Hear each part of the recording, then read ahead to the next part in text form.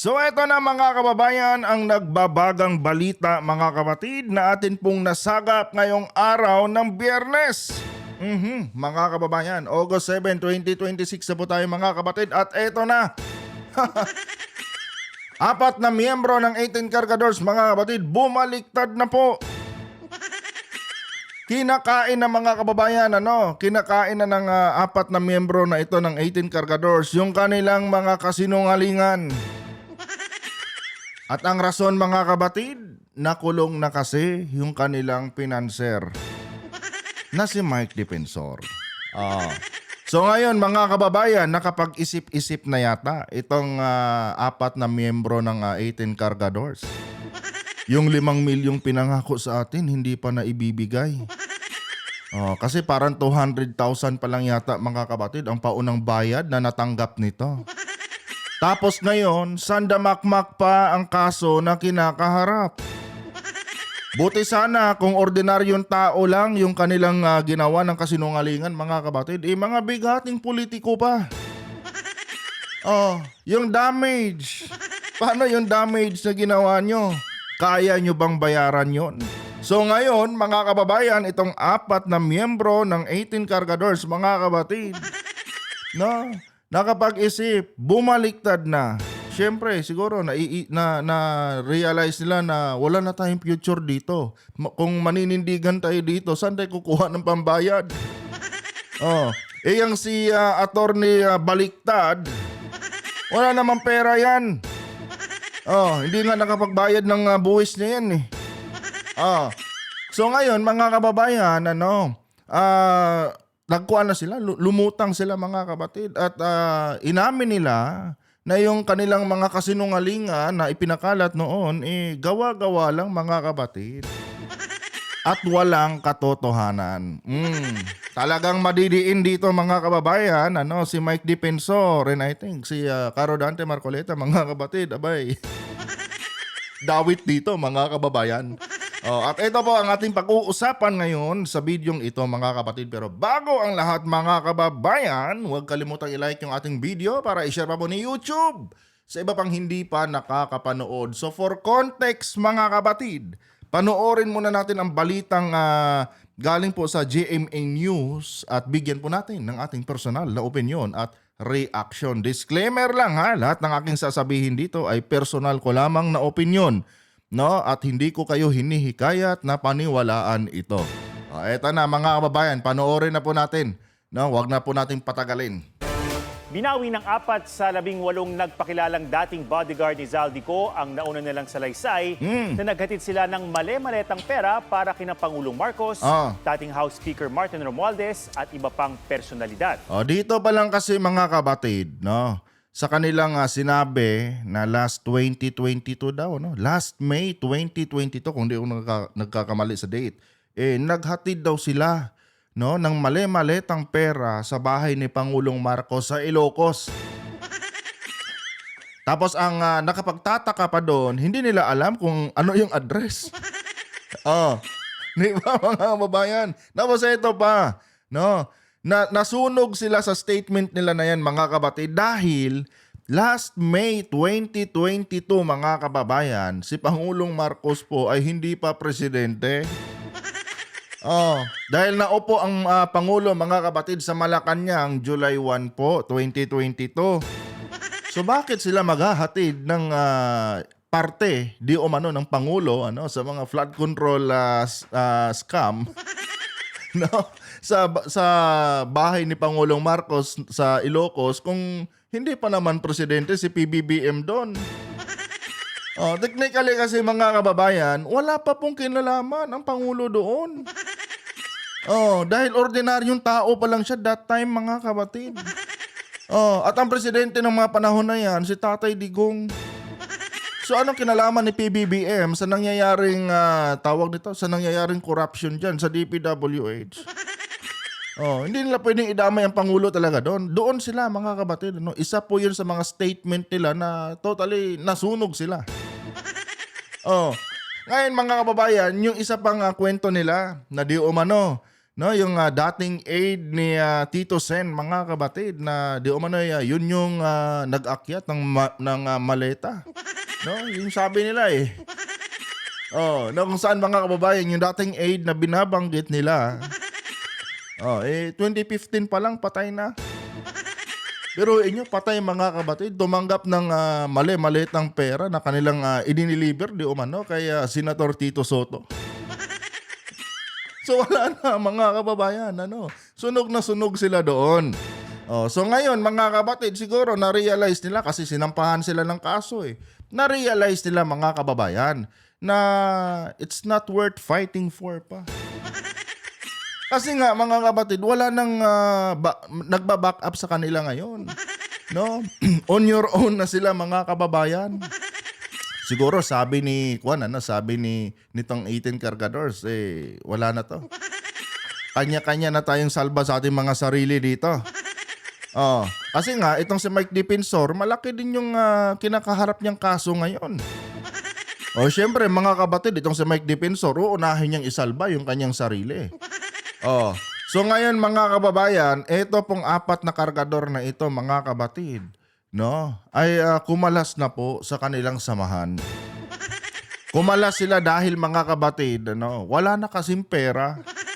Pera-pera lang to eh. Una pa lang mga kabatid, una pa lang kitang-kita na itong mga nagpapakilalang 18 cargadors, or Brave Marine kung tawagin ni Padilla, at Bayani kung tawagin ni Ligarda, mga bayad. Halata na bayad tong mga to. Kaya mga kabatid, ngayon po ay para sa akin lang hindi na po ako nagtataka kung bakit sila bumaliktad. Kasi nga mga kababayan, pera-pera lang kasi ang labanan. Ano pang silbi ng paninindigan nyo dyan sa mga statement nyo kung wala na rin naman na kayong kikitain dyan? Magpapakamartir kayo? Tama yung ginawa mga kabatid nitong 4 na miyembro ng 18 Cargadores. Tamang-tama lang mga kababayan. At least ngayon, kung kakasuhan man sila, mabawas-bawasan. At yung mga damage na pwedeng singilin sa kanila, baka ma-waive pa. Basta ikanta nila mga kabatid, ikanta nila kung sino talaga ang pinakautak. Kasi ako naniniwala ako dito mga kababayan na ang producer nito ay si Mike Defensor. At naniniwala ako mga kabatid na magpartner dito si Defensor at si Marcoleta. Tapos ang scriptwriter mga kababayan, siyempre, si Attorney Baliktad. Ngayon mga kabatid, itong si Attorney Baliktad, nanginginig na ang itlog nito. Patay. Patay tayo dito ngayon. Kasi mga kababayan, nakasalalay po dito, yung pagiging abogago mga kabatid ni Attorney Baliktad. Ngayong bumaliktad na to mga kababayan, paano hindi ba baliktad? Baliktad din yung utak ng abogado eh. Ngayon bumaliktad na to mga kabatid, makukompromiso dito ngayon itong pagiging abogado ni Attorney Baliktad. Unang-una mga kababayan, siya yung panay justify, siya yung panay salo mga kabatid sa mga kapalpakan nito. Tapos ngayon mga kababayan, umamin. Wala palang katotohanan yung kanilang mga gawa-gawang kwento. Kaya itong si Baliktad, mga kapatid, tandaan nyo yan si Baliktad mga kababayan. Tax, ano ba tawag doon? Tax evader pala yan mga kapatid. Inay ko po. Napabalita yan noon mga kababayan na hindi daw nagbayad ng buwis niya yan. Attorney Baliktad. Di ba? Akala ko ba? Itong si Baliktad, nung nakaraang, nung panahon na Senate President pa itong si Cayetano, sinusubukan din ang hinayupak na ito mga kababayan na magpasikat. Kasi nga mga kabatid, may plano din pala ang kupal. May plano din tumakbong senador sa 2028. Kasi ayon doon mga kababayan sa kanyang kwento sa Jessica Soho, minsan na rin daw kasi siya mga kapatid, hinikayat ni Tatay Digong nyo, no, na tumakbong senador. So ngayon, mga kapatid, nagpapasikat itong si Baliktad.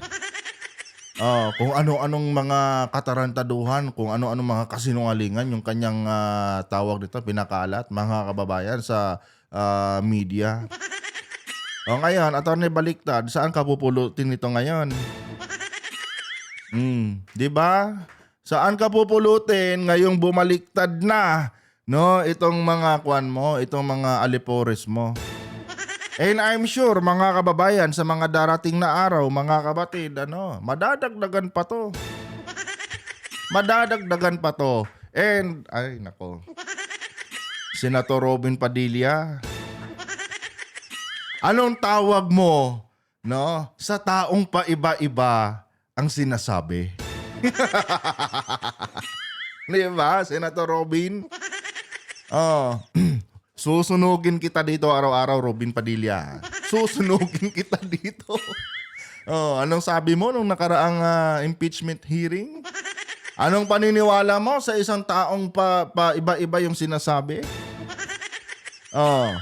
Di ba? Kini-question mo si tawag nito si Luis Tro. Ngayon, Senator Robin, yes or no lang?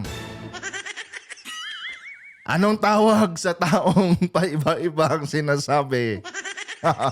Lalo na't kinonsider mo itong mga bagong bayani. Aaraw-arawin kita dito, Robin. Tandaan mo yan. Tuloy muna natin to.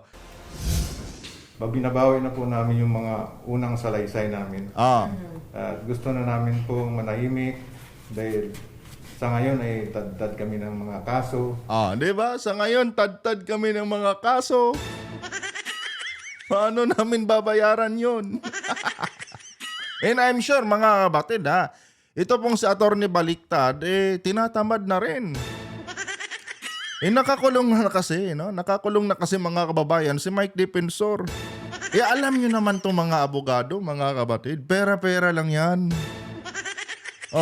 Ngayon, alangan naman, mga kababayan, magpapatuloy pa rin si Atty. Baliktad kahit wala na siyang kinikita dito. Kasi mga kapatid, dito po sa nangyari ngayon kay Mike Defensor at kay Senator Rodante Marcoleta, lumalabas dito ngayon, mga kababayan, na kanya-kanya na sila. Siyempre, mga kapatid, gumagastos din ngayon ng milyon-milyong pera itong sila Defensor, no, para sa kanilang legal counsel. Ngayon, mga kababayan, alangan naman i-priority pa nila itong kanilang hinire na 18 cargadors. Siyempre, uunahin muna nila mga sarili nila. Kaya itong si Baliktad, mga kabatid, no, wala na rin tsansa ito na tulungan pa itong 18 cargadors. Wala na rin siyang kinikita kasi. Maliban na lang kung magpapakabayani siya dyan. Pero mga kabatid, kitang-kita naman natin na itong si Atty. Baliktad, baliktad ang utak. In short, mga kababayan, hindi po magaling na abogado. Ngayon, paano kung nag-hire ng mga kilalang batikang abogado, itong kanilang mga pinagbibintangang tawag nito, tumanggap ng mali-malitang pera? Magbabaliktad-baliktad na talaga ang mundo ni Atty. Baliktad. Di ba, mga kababayan? No, kaya itong 18 cargadors na itong apat na miyembro ng 18 cargadors, no, matatalino to. No, naniniwala ako, mga kapatid, matatalino. Kasi nga, mga kababayan, bago pa nahuli ang lahat, nakapag-isip na kaagad sila. Wala na to. Wala na tayong future dito. Bumaliktad na lang tayo. Aminin na lang natin na lahat ng sinabi natin ay kasinungalingan. Well, mga kapatid, kasinungalingan naman po talaga lahat. Kasinungalingan naman po talaga lahat. And eto, mga kababayan, naniniwala ako, no, na doon sa part, mga kapatid, ni Saldico at ni Romualdez, totoo yun. Yun yung paniniwala ko dito, mga kababayan. Na doon sa kwento nila patungkol kay Romualdez at kay Saldico, may katotohanan yun mga kapatid. Kanya nga lang, syempre politically motivated itong 18 Cargadores. Ngayon, no, itong mga financer nito at producer, no, pati yung scriptwriter, no, gusto nilang isama, no, sa kanilang script si Pangulong Marcos. Kasi nga politically motivated, and tingnan nyo naman kung saan yung affiliation mga kababayan nitong ni Mike Defensor. Hindi ba kay Sara Duterte? So ngayon mga kapatid, ginagamit nila itong 18 Cargadores, no, para pasamain ang imahe ng ating mahal na Pangulo. Thinking na magtatagumpay sila. Ang problema mga kababayan, wala nakulong sila At kung tutuusin mga kapatid ito pong si Mike Defensor, no, nadamay lang ito sa confession ni Marcoleta. Ewan ko lang kung yung dalawang yan na yun ngayon mga kapatid nagsisisihan na. Kasi nga mga kababayan, dahil lang din sa statement ni Carodante Marcoleta mga kapatid, kaya nakulong si Defensor. Si Marcoleta talaga ang may kasalanan mga kapatid kung bakit nakulong si Defensor. Dahil nga inamin ni Marcoleta na noong congressman pa lang siya, inabutan siya ng 75 million. No? Nitong ni Mike Defensor. Ngayon mga kababayan, ito na. No, lahat ng mga kasinungalingan, lahat ng mga katarantaduhan nila mga kapatid, bumabalik na po sa kanila. Saan na sila ngayon? Itong 18 Cargadores mga kapatid, isang patunay na po ito, no, sa kanilang ginagawang kasinungalingan at pamumulitika. Gusto nyo pa kasing idiin ang Pangulo ngayon, nagkanda bali-baliktad na. Literal mga kapatid, na nagkanda bali-baliktad na yung kanilang mga mundo. Dagdag pa to sa sakit ng ulo nila ngayon, itong 18 Cargadores na ito. Salay. Awin na po namin yung mga unang salaysay namin. At gusto na namin po manahimik dahil sa ngayon ay tad kami ng mga kaso. Talagang hindi tatahimik ang buhay niyo yan kung tad kayo ng mga kaso. Tsaka ang pinakamahirap ditong kakaharapin nila mga kababayan is yung damage nga sa pangalan ng mga politiko na kanilang idinamay. Mga kapatid, ano na lang kung bawat isa sa kanila singilin ng tag 50 million. Saan kayo kukuha ng ganung kalaking pera? Di ba? Kaya yung mga natira pa, no, sa 18 Cargadores, I think 14 pa yata kayo. Mag-isip-isip na kayo. Mag-isip-isip na kayo. Yung pinaka-financer nyo, yung pinaka-producer nyo nakakulong na. Ngayon, mabigat yung kaso na isinampa sa inyo. Isipin nyo na lang yan. Paano na lang kung bawat isa doon sa mga politiko na inyong idinawit, singilin kayo. No? Singilin kayo ng tagpi 50 million sa damage na ginawa nyo sa pangalan nila. Mag-isip-isip na kayo kayong 14 na natitira dyan. Kung ako sa inyo, bumaliktad na rin kayo. Wala na kayong aasahan dyan. Kulong na yung financer nyo. At kahit pa hindi nakulong si Mike Defensor, hindi niya kayo kayang dipahan. Hindi niya kayo kayang dipahan. 'Di ba? Literal na kinasangkapan lang kayo niyan. Pinakain kayo, binigyan kayo ng maayos na tirahan. Pero pagdating na sa ganitong parte ng inyong buhay na kung saan sandamhakmak na yung kasong isinampa sa inyo. Iiwan na talaga kayo niyan kahit hindi pa nakulong si Mike Defensor. Wala na kayong future na aasahan ngayon. Isipin nyo na lang tagli 5 milyon di umano ang usapan ninyo. Pero wala pang kalahating milyon ang naibigay sa inyo. How much more pa ngayon? Paano pa kayo babayaran yan? May kinakaharap ding kaso yung inyong financer. Maski nga siguro itong si Attorney Baliktad No, hindi na rin nakakatanggap ito ngayon ng kanyang buwan ng sahod.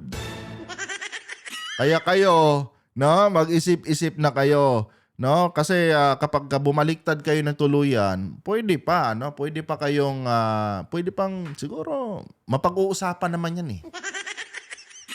No? Pwede namang sabihin nyo lahat ng inyong mga nalalaman, no? And tawag nito, kausapin nyo, makiusap kayo doon sa mga politiko na kung pwede, sir, wag yun na kaming kasuhan. Pwede yan. No? Basta magsabi lang kayo ng totoo. Mag-isip-isip kayo, wala na kayong aasahan dyan. No? Wala na kayong future dyan ngayon sa inyong pinapanigan. Kanya-kanya na kayong lakad ngayon.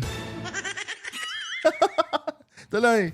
Mga banta sa buhay namin, may mga pangako po sa amin. Sinasabi nila po na pwede na po kayong hindi magtrabaho ng 2 taon. Grabe, ano? Pwede na kayong hindi magtrabaho ng 2 taon. Kasi nga, mga kabatid, 5 million eh. 5 million eh. Technically, pwede na talaga.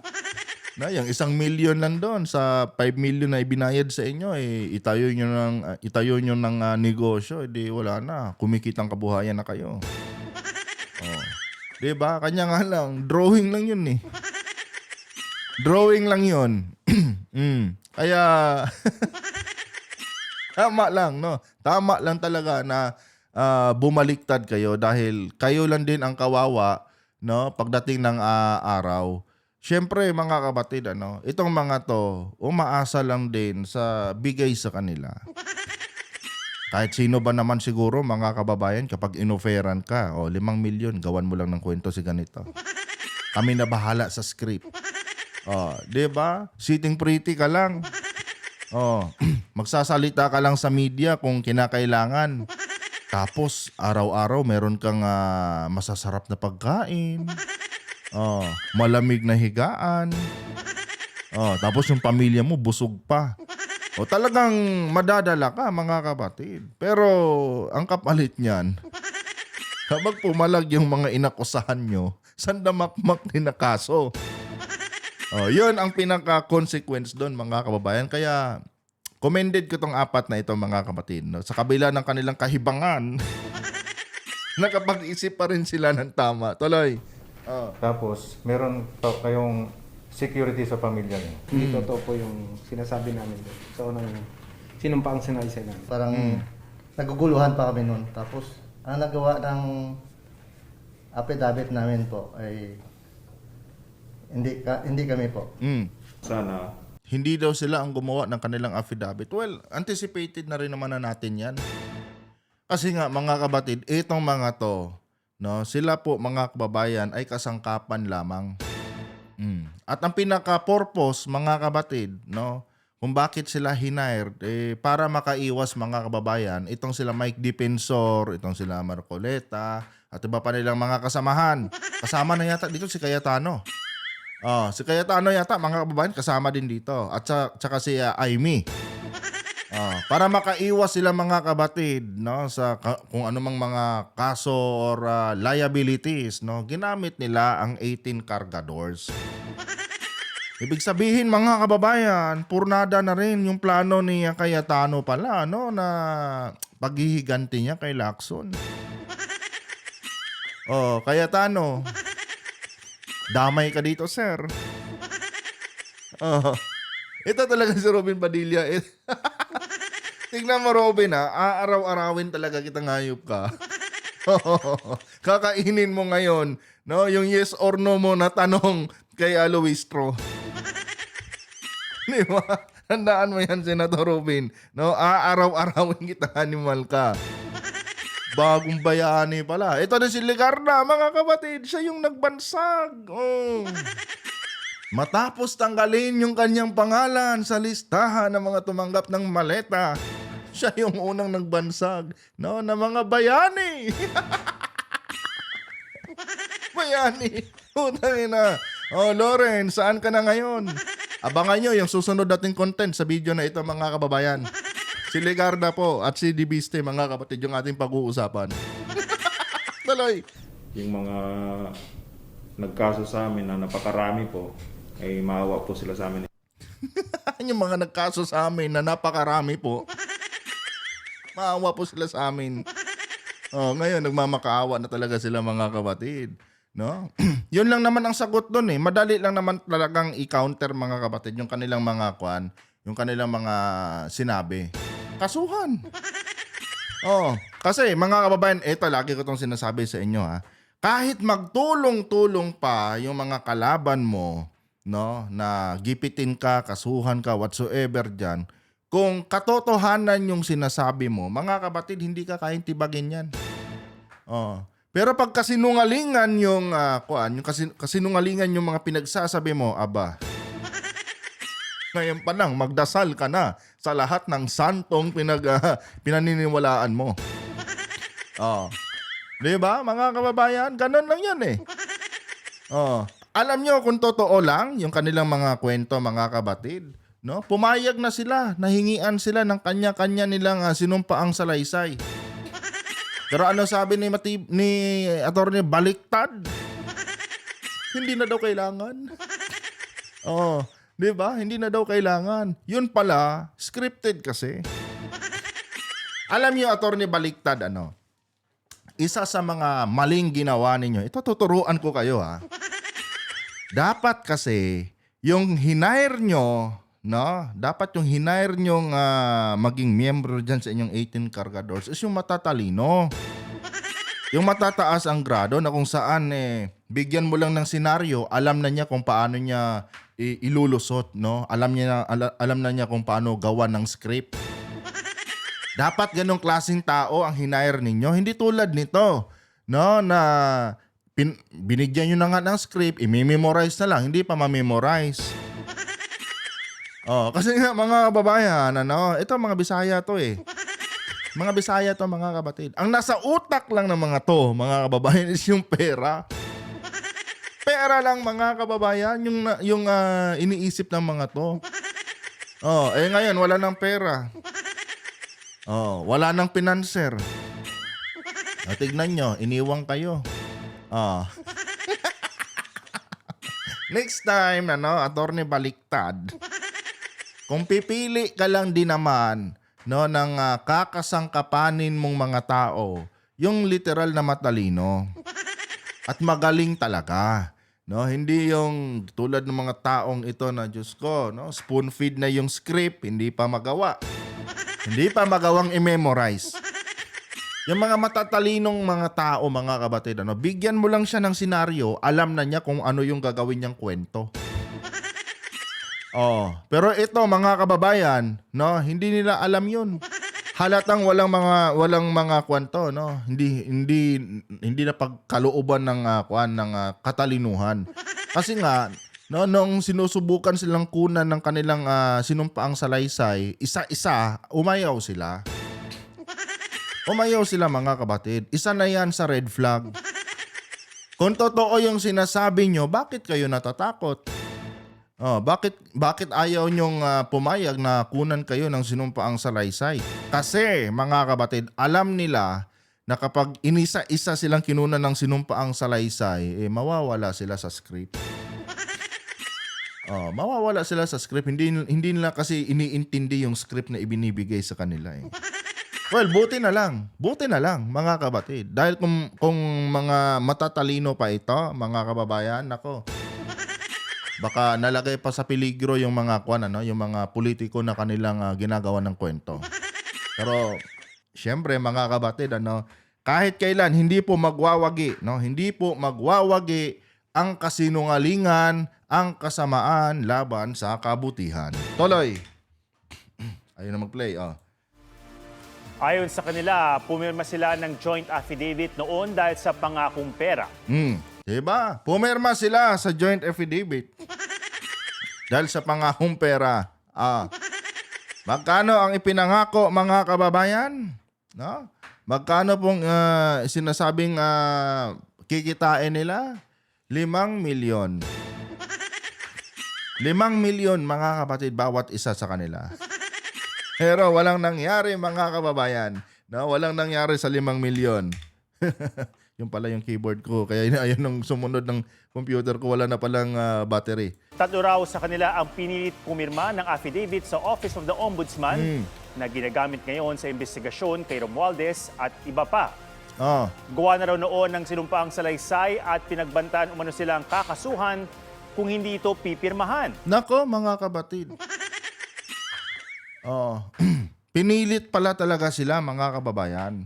At kapag hindi po sila sumunod, mga kabatid, no, sa pinapagawa sa kanila, kakasuhan sila. Aray mo. Paano ngayon yan? No? Paano ngayon yan, Attorney Baliktad? Ikaw, Mike Defensor. I'm sure, mga kabatid, itong si Mike Defensor ngayon habang pinapanood itong balita na ito sa kanyang selda. Nag-iisip na to ngayon ng palusot. Di ba? Mga kabatid, kung titignan natin mabuti, mga kababayan, talong-talo po si Mike Defensor dito. Kasi mga kabatid, siya yung dahilan kung bakit nandito to mga to eh. Ngayon bumaliktad, no? Wala na. Sunog na, mga kababayan, itong si Mike Defensor. Di ba, mga kabatid? Dito mo talaga makikita yung mga ganitong witness, itong mga ganitong mga umano'y saksi. Dito mo talaga makikita, mga kabatid, no? Kung totoo sila sa kanilang sinasabi kapag nasa oras na sila ng kagipitan. Kapag nasa oras na sila ng kagipitan, diyan mo na talaga makikita, no? At diyan mo na talaga maririnig sa kanila yung katotohanan. Ulad nito, wala na. Nga. Pipirmahan. Ngayon, meron na silang affidavit na sila mismo ang nagsulat at wala raw namilit. Eto na, mga kababayan. Siyempre, alam na nila yung mga sasabihin nila dito eh. No? Dahil galing na mismo ito sa kanilang isip, mga kabatid. No? Madali na lang nilang maisulat yan dahil sarili na kasi nila ang ginagawa nila ng sinusumpaang salaysay. Yung freedom na nila, mga kababayan, yung nakataya dito. Kaya ngayon, kahit bali-balik, kahit araw-arawin mo siguro, no, na ipasulat sa kanila yung mga sinusumpaang salaysay nila. Kaya nilang ulitin yan, mga kapatid, kahit 100 beses pa. Kasi nga, bukal sa loob nila eh. Galing mismo sa utak nila, mga kapatid. Hindi yung binigyan lang sila ng script para i-memorize. Patay ka talaga dito. No? Itong sila Robin Padilla, hoping na lahat ng senador na kumonsinti nito, no, idadamay. Yun po, mga kabatid. Biruin nyo, binalahura ni Cayetano ang Senado, mga kabatid. Dahil lang sa kanilang adhikain na pababagsakin ang administrasyon. Nagsagawa sila ng mga sesyon na illegal. Tapos itong mga sinungaling na ito, yung kanilang ginawang panauhing pandangal. Diba? Malaking kalapastanganan yan, mga kababayan, sa ating Senado. Hoping, mga kabatid, no, na pangalanan. Pero sa tingin ko, ang pinaka main character dito ng mga senador na involved, si Marcoleta, si Cayetano, at si Amy. Itong tatlong ito, mga kababayan, no, naniniwala ako na sila po talaga, mga kabatid, ang nasa likod itong 18 cargadores na ito. Ngayon, sana lang talaga, no, makulong din tong mga hinayupak na senador na ito. Laking perwisyo yung sa bayan eh. Sinusubukan ng GMA News na kunin ang panig ng Ombudsman at ni Attorney Baligon. Attorney Baligon. Attorney Baligon. Ngayon, magiging attorney baliktad ka na talaga. Inay ko po. Na unang nagpakilala sa grupo ng mga sundalo. Siya daw nag-recruit nito eh. Sinundan pa nga daw niya sa CR eh. Patay ka ngayon, attorney baliktad. Sana madisbar to, mga kapatid. Sana lang madisbar tong abogadong ito. Sira na naman, attorney, yung plano mo. Biglang nanahimik no? Noong nakulong si Dipensor, mga kababayan, biglang nanahimik. Palpak. Anyway guys, maraming salamat sa inyong pagantabay mga kabatid. No, huwag niyo po sana kalimutang i-like yung ating video para i-share pa po ni YouTube sa iba pang hindi pa nakakapanood. And uulitin ko, lahat ng aking sinasabi dito ay personal ko lamang na analysis yon. No, hindi ko po sinasabing dapat yung paniwalaan. Kung agree kayo, good. Pag hindi naman, feel free to dislike this video mga kababayan. Hanggang dito na lang. Adios.